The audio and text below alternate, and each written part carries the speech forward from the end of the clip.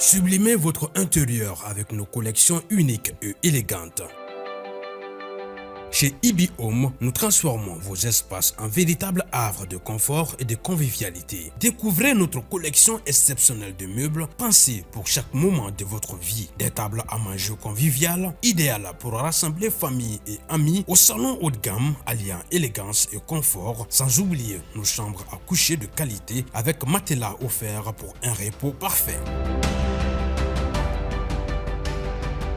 Explorez notre sélection de luminaires rares et uniques qui sublimeront vos espaces. Découvrez notre gamme de motos électriques économiques, performantes et respectueuses de l'environnement, idéales pour vos trajets urbains en toute sérénité. Nos installations solaires vous garantissent l'indépendance énergétique tout en réduisant vos factures. Chez Ibi Home, profitez en ce moment de réductions allant jusqu'à 35% sur nos équipements solaires. Ce n'est pas tout, nous vous proposons également des options de paiement échelonnées pour encore plus de simplicité. Venez visiter notre showroom à l'ACI 2000, immeuble Ibi Group. Ibi Home, l'élégance, la mobilité et l'énergie au service de votre confort.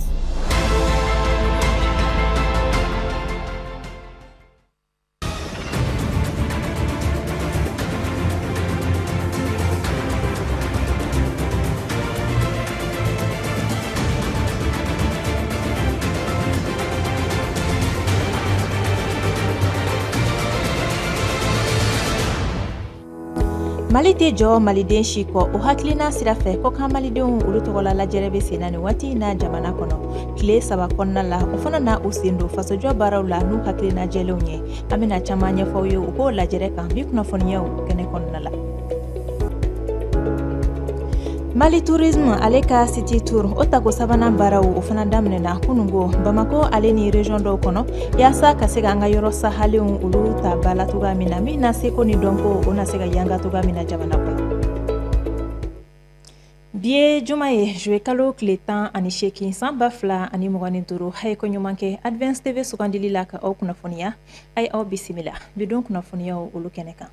I n'a fɔ an y'a fɔ wena toga min na kunnafoni daminɛ la maliyɛn minnu bɛ jamana kɔ kan olu tɔgɔla forum o daminɛna nin kalo in tile 16 fɛn min kɔni ye nin baara kofɔlen ye ale bɛ ka kɛ CICB o de kɔnɔna la tile 3 kɔnɔna la ni maliyɛn ninnu olu na sigi ka kuma jamana sɔrɔ o yiriwali kama n'u ka hakilina jɛlenw ye fɛn min ye ni lajɛrɛ kofɔlen ye a hakilina bɔra maliyɛnw ka ministre la min ye Musa Ag Atayer ye baara ninnu daminɛli kɛnɛ kan an ka kunnafoni ɲininaw tun bɛ yen nɔ Mamadou Diallo hale bɛ ɲɛfɔ kan ye.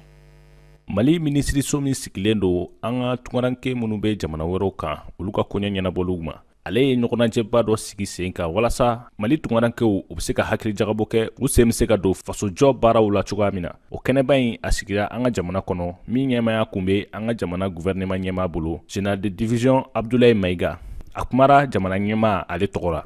Incontestablement, cette rencontre sur le berge du ka se ka tungarankew jɔyɔrɔ faso dɛmɛ la k'o sɛbɛntiya wa k'a f'u ye ko jamana b'u fo u ka fasojɔ la. économique de notre cher pays, le Mali. Ni lajɛrɛba in hakilina kelen o de b'a la o de ye maliden minnu bɛ jamana wɛrɛ kan ni dɔnniyabaw b'u la fɔ ka taa se sɔrɔw ma ka se ka gun gɛrɛngɛrɛnnen sigi sen kan olu bɛ se ka ɲɔgɔn sɔrɔ yɔrɔ min na nin kɛnɛ in a laɲini y'o ye.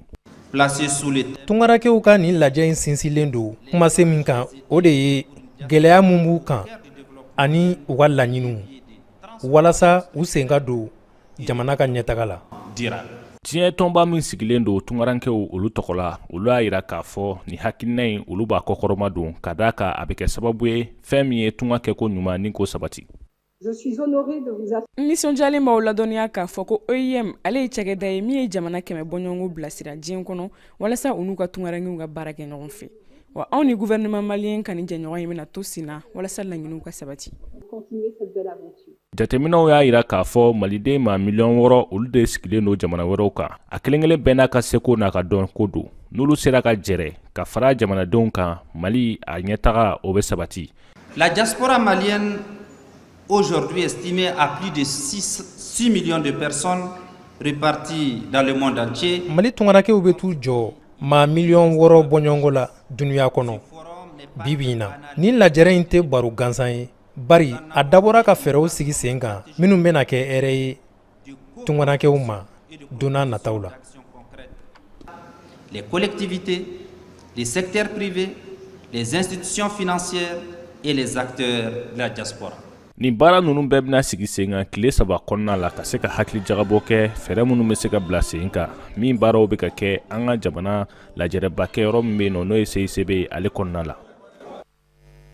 O tɛmɛlen kɔ ka bɔ yen nɔ Mali tourisme ale bɛ taama belebele min boloda san o san ka se ka taa jamana yɔrɔ sahalenw olu lajɛ o baara tako sabanan olu kɔni daminɛna ni dɔgɔkun kɔnɔna la fɛn min ye Bamako City Tour ye ale nun donna kunungo min sen fɛ Bamakɔ ale ni a nɔkandugu o yɔrɔ sahalenw o na yira maliyɛnw na o baara kofɔlen ale na to senna fo kalo 3 bɔɲanko kɔnɔna la Isa Sise ale bɛ ɲɛfɔ kan y'o la. Ni hakilina min bɔra yɔrɔ sahalenw filɛli cakɛda minisiriso la ni ale bɛ wele ko ministère de tourisme ko ale dabɔra de ka fɛɛrɛw sigi sen kan mun na kɛ sababu ye ka Mali tourisme lataa ɲɛ. Aujourd'hui,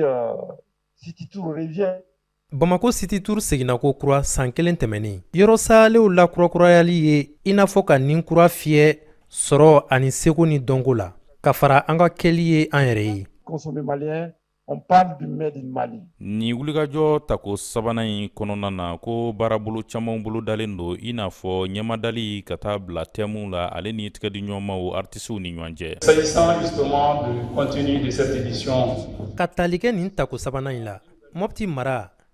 ka fara Sikaso mara la olu sen bɛna don a ko la. An sigilen do ka jama hakɛya min kɔnɔ o bɛ t'i jɔ mɔgɔ 20,000 na. Ɲinɛ bɔ bɛna ta kɛ yɔrɔ sahale 100 bɔɲɔnko la. C'est plus d'une centaine de sites touristiques qui seront proposés à la découverte. UNESCO ka lasigiden bɛ Mali la ale k'a fɔ la a ko Bamako City Tour ko ale kɔni ye projet min kɔni b'a la ka taa ɲɛ saga na waati o kama k'a ni dɛmɛ ka kan.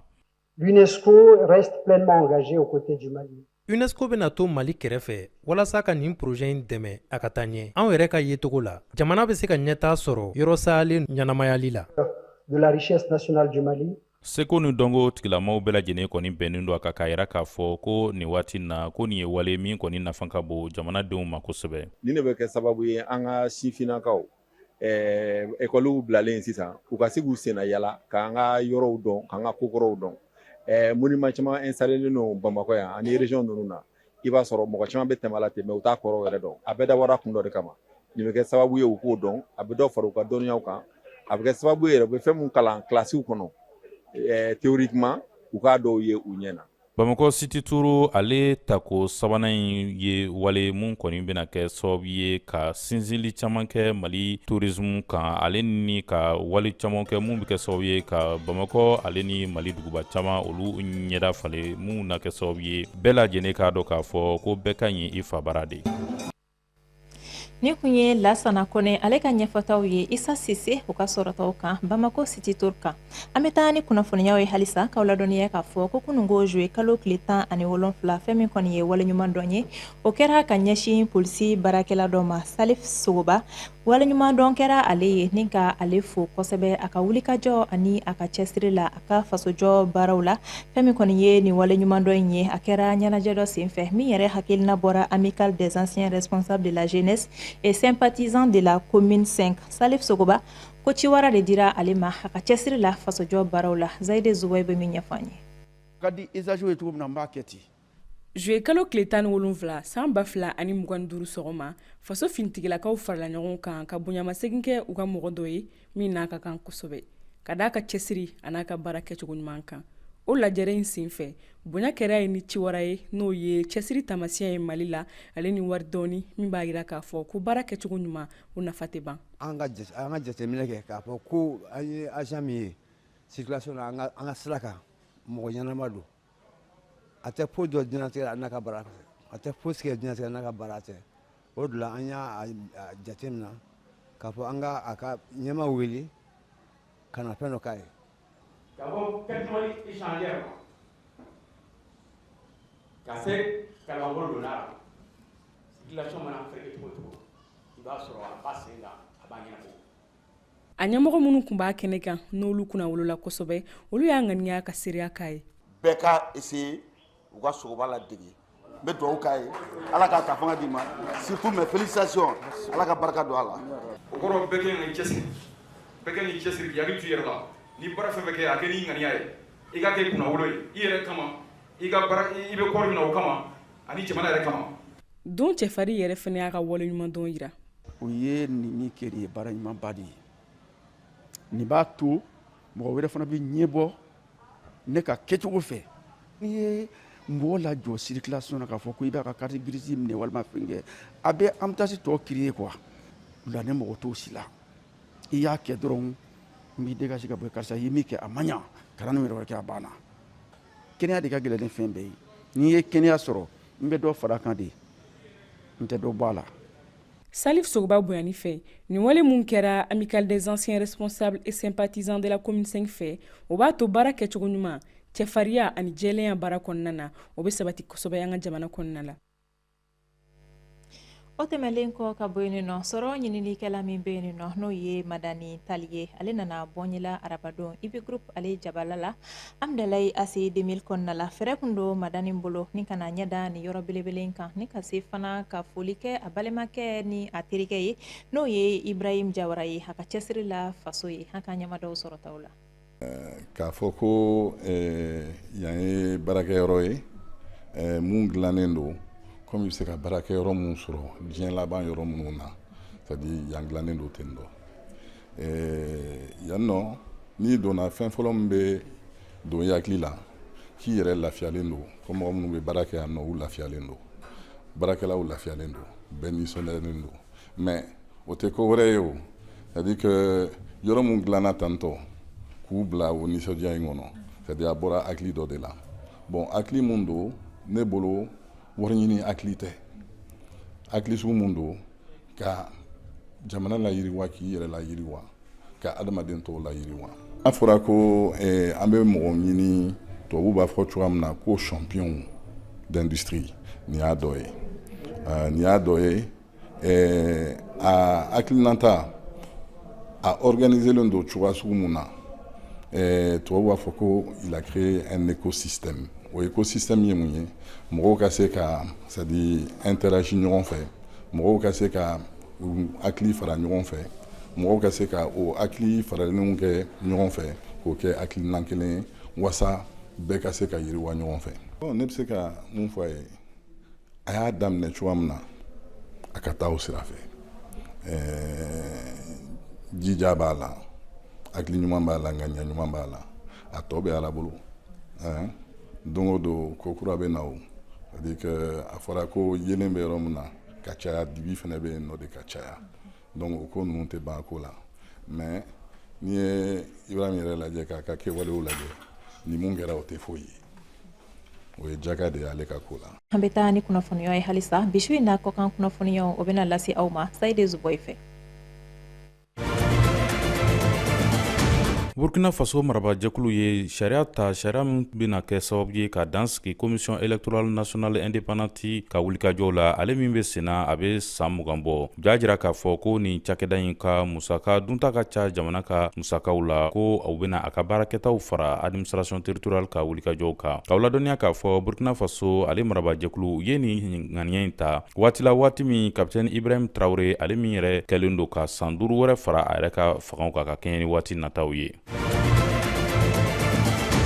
Senegali jamana ka chroniqueur ka fara journaliste ka olu ye maaw ye mun kɔni kɛlen ka jalaki caman ta ka ɲɛsin fagama ni waati na ko o kɛra sababu ye maa caman bɛ olu cɛla mun kɔni minɛna ka don kaso la k'aw ladɔnniya k'a fɔ ni maa kofɔlɔ ninnu kɛrɛfɛmaw ka fara u sɔgɔnaldonbaw kan ni o ye avocaw ye ko olu kɔni ye a yira k'a fɔ ko nin ye walew de ye mun kɔni bɛ kɛ sababu ye ka dan sigi maanifin ka laseli la lafiya la ni o ye liberté d'expression ye. Indonésie jamana ka Serge Attalawi ale ye maa ye min kɔni kun kɔndanera a mort Indonésie jamana ka sababu kɛ ɲɛnaminifɛnw fɛnw ni o ye drogue ye o kama wa ko ni ye kow ta k'a lajɛ ko ale kɔni ye kanabila sɔrɔ jumadon juillet kalo tile 18 waati min a kɔni tigɛ dara kan ko o kɛra kabiri san 2025 Jakarta ale kɛrɛfɛla la o kɔfɛ a sɔrɔla ka bila ka taa Faransi jamana ka février kalo tɛmɛlen u ye a jira k'a fɔ ko a ka kaso kɔni bi t'i jɔ san 30 bɔɲɔgɔnko la o kama san 20 bɔɲɔgɔnko tɛmɛlen kɔfɛ ko nin waati na a kɔni ye kanabila sɔrɔ n'a bɛ fɔ ma ko liberté conditionnelle. Ukraine jamana masakɛ Volodymyr Zelensky ale ye Lulia Sviridenko ale sugandi ale min ye sɔrɔ bosoli ministri kɔrɔ ye ka kɛ faganyama ye ni o ye chef du gouvernement ye ni hakilina ninnu sigira sen kan ka kɛɲɛ ni alamisa ye kalo tile 17 san 2025 u ka wasadenw fɛ k'aw ladɔnniya k'a fɔ o kɔfɛ min ye Olga Stefanishyna n'a ye ko ale fɛnɛ sugandira ka kɛ Washington ale ambassadrice kura ye Ukraine jamana tɔgɔ la wa ale be maa min nɔna bila ko o de Oksana Makarova ye hakilina mun tara ko u be kɔnɔli kɛ ka kɛɲɛ ni Ameriki jamana ale ka latigɛ dili ye nin ko ninnu kan. Faamuya sɔrɔla olu la Lasana Kone. Han sera ka fɛn minnu sɔrɔ ka jira aw la bi kunnafoni nasira la o de ye nin ye aw ni ce aw ka danaya la aw kan bɛɛ donna nataw la Advance TV sanfɛ. Ala ka Mali lakana.